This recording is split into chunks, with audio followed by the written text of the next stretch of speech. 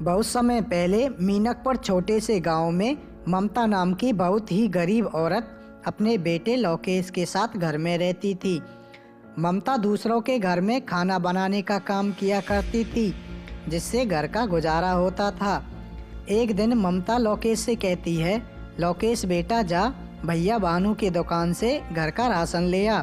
अगर वो पैसे मांगे तो उससे कह देना अगले महीने में दे देंगे। अपनी माँ की बात को सुनकर वो दुकान पर राशन लेने के लिए चला जाता है और भानु से कहता है, माँ ने राशन मंगाया है, उन्होंने कहा है कि पैसे अगले महीने में दे देंगे।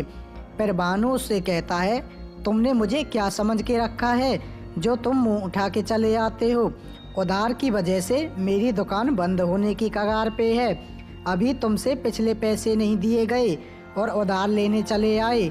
मैं तुम्हें उधार कोई सामान नहीं दूंगा।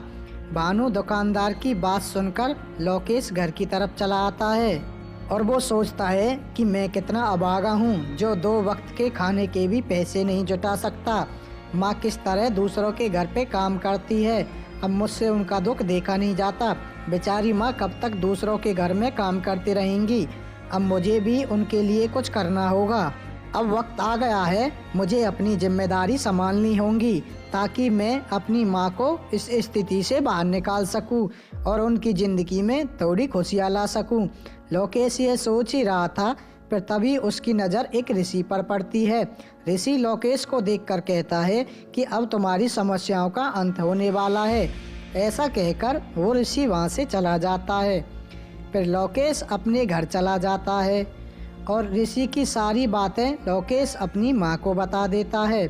लोकेश की बातें सुनकर लोकेश की माँ कहती है कि बेटा, ऋषि वरों की बातें कभी झूठी नहीं होती। एक दिन जिस राज्य में लोकेश रहता था उस राजा के सलाहकार की मृत्यु हो जाती है।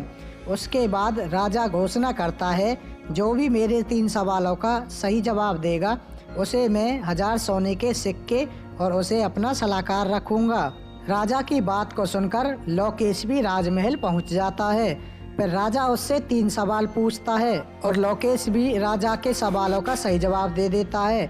उसके बाद लोकेश को 1000 सोने के सिक्के और उसे राजा के सलाहकार की नौकरी मिल जाती है।